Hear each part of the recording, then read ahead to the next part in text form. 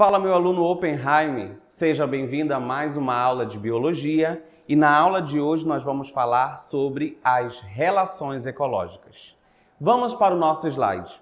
E eu inicio a aula de hoje te perguntando o seguinte: na natureza, como que os seres vivos se relacionam?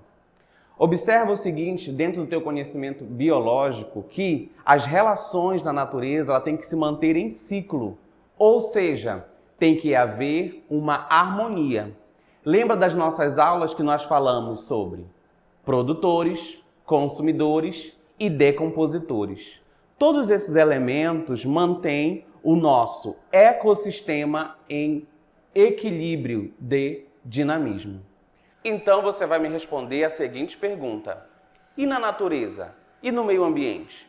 Como os seres vivos se relacionam? Vamos para o nosso slide. Na natureza, eles vão se relacionar tanto de forma harmônica como de forma desarmônica. Observe comigo. As relações harmônicas, elas são aquelas relações onde trazem benefício para todos aqueles que participam. Ou seja, é uma relação biológica positiva. Há benefício para todos os envolvidos. Antes de nós passarmos para o próximo slide, eu vou te fazer relembrar os seguintes termos na ecologia. Temos o termo relação intraespecífica, que é uma relação que ocorre entre os indivíduos da mesma espécie, e relação interespecífica, que é uma relação que ocorre entre indivíduos de espécies diferentes. Vamos para o primeiro exemplo. Relação intraespecífica, indivíduos da mesma espécie. Eu e um outro colega somos da mesma espécie. Um outro exemplo para você, a relação entre os cachorros. Eles pertencem à mesma espécie. Agora, meu aluno, relação interespecífica. Relação inter é entre espécies diferentes. Exemplo, a minha relação, por exemplo, se eu sou um dono de um cachorro, eu sou da espécie humana, eu acho, e o cachorro é da espécie canina. Portanto, essa nossa relação é interespecífica, ou seja, entre espécies. Vamos continuar? Primeira relação que nós temos que lembrar, relação de colônia. Na relação de colônia, nós vamos ter um agrupamento de indivíduos da mesma espécie. Então, essa relação é uma relação harmônica intraespecífica, que apresenta um profundo grau de interdependência, mostrando ligados-se uns com os outros. E não é possível a vida quando eles estão isolados. Exemplo número 1, um recife de coral. Forma uma colônia. Se você quebrar, se você fragmentar um pedaço, é bastante difícil que ele consiga sobreviver de forma isolada. E o exemplo número 2, exemplos de fungos e algumas bactérias. Ok, meu aluno? Então, nessa relação, eles são isomorfos, ou seja, eles apresentam íntimo grau de intimidade. Eles não conseguem viver separadamente. E uma característica de colônia é o seguinte: aqui não há divisão do trabalho, como nós vamos ver no nosso próximo slide. Vamos para a relação ecológica de sociedade. Na relação ecológica de sociedade, nós temos um agrupamento de indivíduos da mesma espécie, que tem plena capacidade de viver de forma isolada, mas preferem viver em coletividade. Então, nós fazemos sempre essa relação de sociedade com o humano, né? Nós temos a capacidade de viver isoladamente, ou seja, separados uns dos outros, porém, nós gostamos de viver juntos em sociedade, convivendo aí uns com os outros. E uma característica de sociedade é o seguinte: a divisão do trabalho. Cada um tem a sua atividade, cada um mantém a sua atividade. Entendido, meu aluno Oppenheim? Vamos para o próximo exemplo. Exemplo de sociedade, a sociedade das abelhas, meus alunos. Você tem a rainha, zangões e operários. Lembra que eu falei anteriormente? Cada um tem a sua atividade, cada um tem o seu a fazer, ok? Próxima relação, relação de mutualismo ou uma relação mutualística. Vai depender aí da literatura que você vai observar. Na relação de mutualismo, eu vou ter uma relação entre duas espécies, no qual elas serão beneficiadas. Exemplo, quem já viu o tronco de uma árvore? Quem já viu o pau de uma árvore? Você já viu, meu aluno, um pau? Você já viu de perto? Você já observou os líquens, que são a união de fungos e algumas algas? O que vai evidenciar aqui?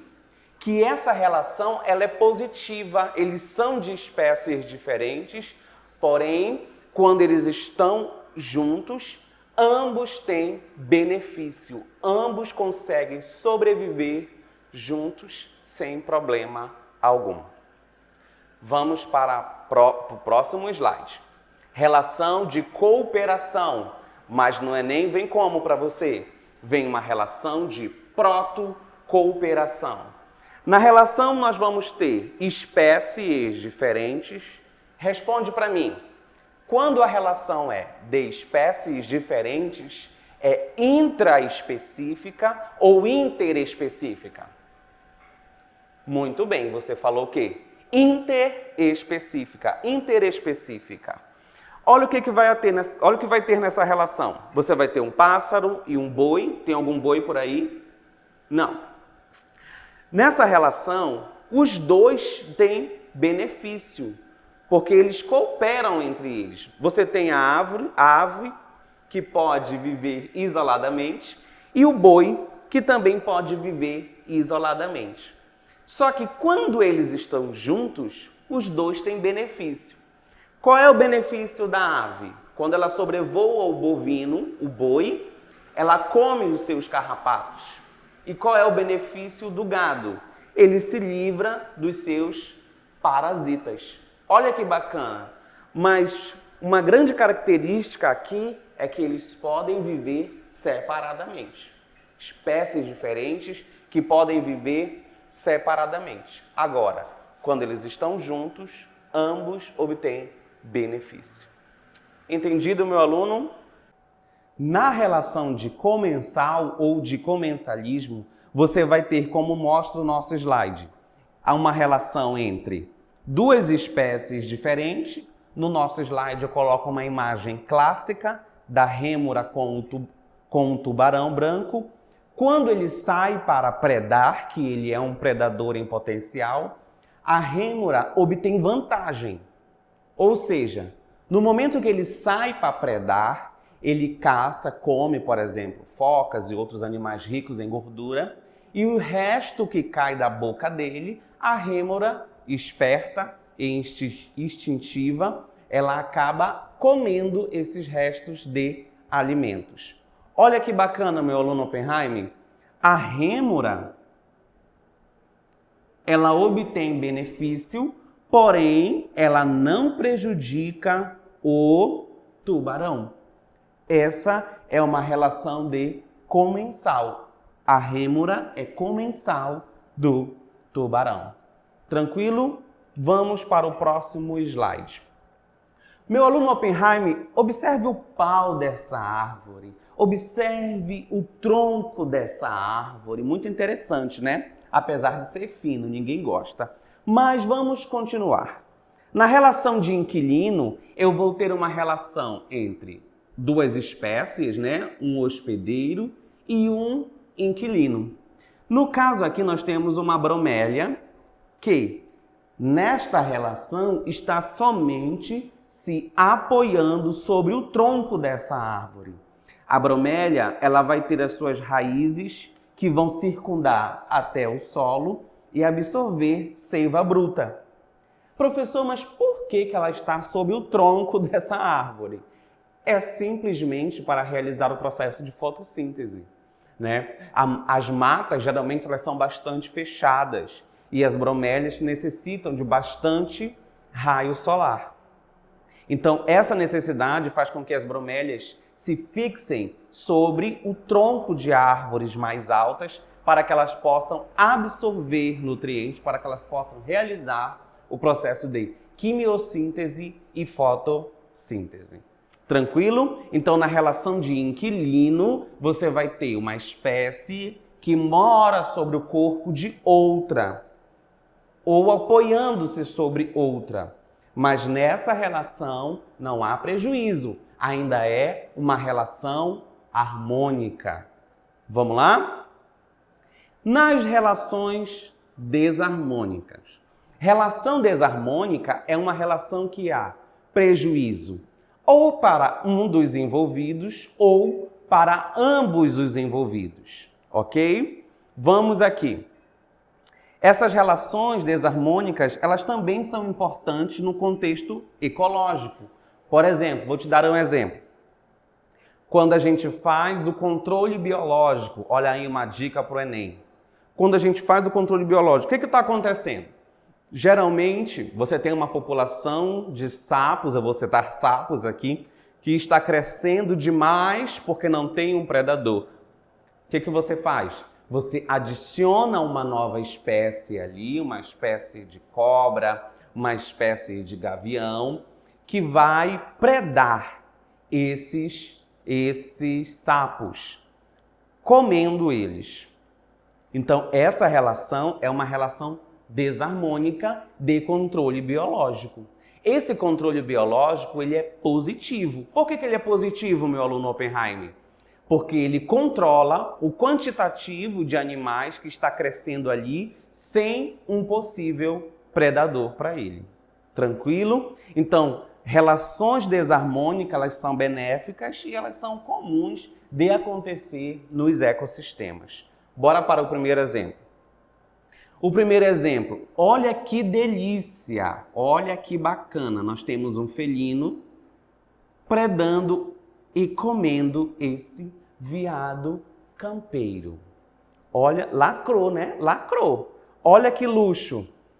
O felino está comendo o veado campeiro. Então, nesse caso, temos uma relação desarmônica de predatismo, onde eu tenho o possível predador que ataca para comer a sua presa. Então, comer faz parte, né, das relações. E, geralmente, nesse caso, você vai ter um carnívoro e um herbívoro. Lembra lá de cadeias e teias alimentares, mas isso vai ficar para a nossa próxima aula.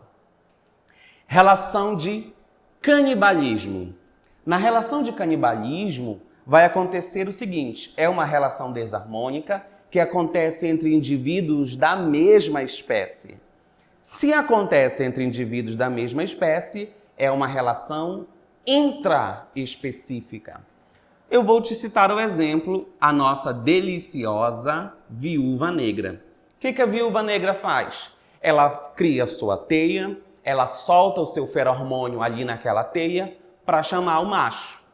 O macho distraído vem para o acasalamento, vem todo empolgado, porque ele quer acasalar, ele quer o pega para capar. Não é isso, meu aluno Oppenheimer? Só o que vai acontecer? Após o coito, após o relacionamento ali do casal, né? Aquela coisa gostosa, de conchinha, agarrados, muito sexy. O que a viúva negra vai fazer? Ela vai comer o macho. Olha que esperta ela é, instintiva, né? No caso dos animais. Então, isso acontece também nas espécies de louva-a-Deus. A fêmea também se comporta da mesma forma, ela chama o macho para o acasalamento. Quando ele termina o coito, ou seja, quando ele está ali felizão, ela arranca a cabeça dele. As fêmeas às vezes são perigosas. Cuidado. Então, na relação de canibalismo, eu vou ter uma relação entre indivíduos da mesma espécie, onde um come o outro. Cuidado, hein, que esse termo come. Eu quero dizer que se alimenta do outro. Vamos para o próximo slide. Relação de parasitismo. Na relação de parasitismo, que também é interespecífica, você vai ter o parasita e o seu hospedeiro, né? Esses parasitas, eles podem ficar dentro do corpo ou externamente ao corpo, como, por exemplo, o piolho. Quem já teve piolho aí, levanta a mão. Não pode mentir, levanta a mão. Eu já tive muitos, né? Minha mãe catava para retirar. Na relação de parasitismo, o piolho ele fica sobre o corpo do animal, sobre o couro cabeludo, sugando nutrientes desse hospedeiro. Mas em algumas situações, o parasita não tem a pretensão de matar o seu hospedeiro, ok? Porque quanto mais esse hospedeiro sobrevive, mais o parasita vai ter para ele alimento, tá? Então o piolho, ele é um parasita externo ao corpo. Agora, interno, olha que delícia! Um exemplo de Ascaris lumbricoides ou ascaridíase, ou popularmente conhecido como lombriga, né? É um parasita do intestino que fica se nutrindo da nossa alimentação, dos nossos nutrientes. E ele é prejudicial, como todos os outros parasitas, ele é prejudicial à nossa saúde. Vamos para a próxima relação, relação desarmônica de competição. As relações desarmônicas de competição, ela vai acontecer ou com indivíduos da mesma espécie ou com indivíduos de espécies diferentes. No sentido de que, meu aluno? Eles vão competir pelo, vamos ver aqui, território, pela fêmea, olha essa letra, muito bonita, pela fêmea, né? Olha o exemplo. No exemplo de competição, os animais envolvidos eles estarão competindo por território, fêmea ou por alimentação. Alimentação. Olha o exemplo. Um leão, uma hiena, espécies diferentes, competindo por uma possível alimentação. Eles podem competir também por território, que é no caso da imagem B. Nós vamos ter uma competição aqui já é diferente, entre indivíduos da mesma espécie. Professor, mas por que eles estão competindo? Pelos mesmos fatores, ou pelo alimento, ou por uma possível fêmea, ou pelos seus territórios. Ok, meu aluno? Anota essa dica aí. Eles lutam, principalmente os machos, para se manter ali como machos alfas dentro das suas comunidades. E uma questão muito bacana que já foi questão do Enem, que é a questão de camuflagem. Na camuflagem, ela é útil tanto para o predador quanto para uma possível presa. Olha aqui o exemplo número 1. Você vai ter um lagarto que se camufla, né? Ele se disfarça muito bem em folhas secas. Aqui tem uma folha seca. Então, aqui, para o predador desse lagarto, ele não vai conseguir ver o lagarto, né? Então, o lagarto ele obtém vantagem no processo de camuflagem. Olha no caso desse lagarto na imagem B. Esse lagarto, ele possui células fotossensíveis, fotorreceptoras, que, quando ele se aproxima de certas estruturas, tronco de árvores, folhas, cogumelos, o solo, a grama, ele consegue modificar a cor da sua pele, também passando despercebido para o seu predador. Mas olha que vantagem para ele. Ele consegue também passar despercebido para se aproximar da sua presa. Então, isso para ele se tornou uma vantagem. Na biologia, temos duas características de camuflagem. A homocromia, onde o animal tem a cor do ambiente onde ele vive, e a homotipia, onde o animal tem a forma dos objetos que ele compõe, como no caso do lagarto, né?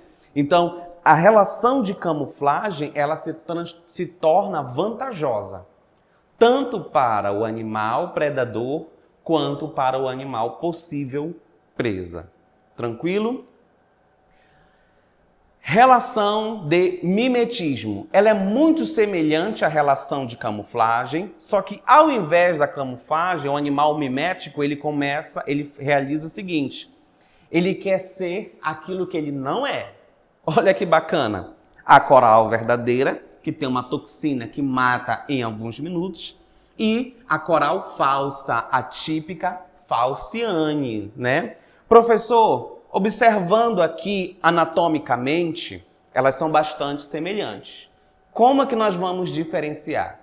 Como eu citei anteriormente, a presença da toxina, né? Que a coral falsa, ela não vai ter essa toxina. Já a coral verdadeira vai ser extremamente venenosa. Professor, mas qual é a vantagem para a coral falsa? A vantagem para a coral falsa é o seguinte: quando o predador se aproxima, o que ele vai entender? Ele vai entrar na dúvida, ele vai ficar com dúvida. Por quê? Porque ele não vai saber diferenciar se ela tem o veneno ou se ela não tem o veneno. Então, para a coral falsa, isso se tornou uma vantagem. Tranquilo? Então, camuflagem, o animal se modifica. Mimetismo, o animal se comporta ou se modifica da forma querendo ser o que ele não é. Tranquilo? Então, terminamos as relações ecológicas, aquelas que mais aparecem no Enem. Nós ficamos à disposição dos nossos alunos e aquela mensagem para você: vem para o Oppenheim!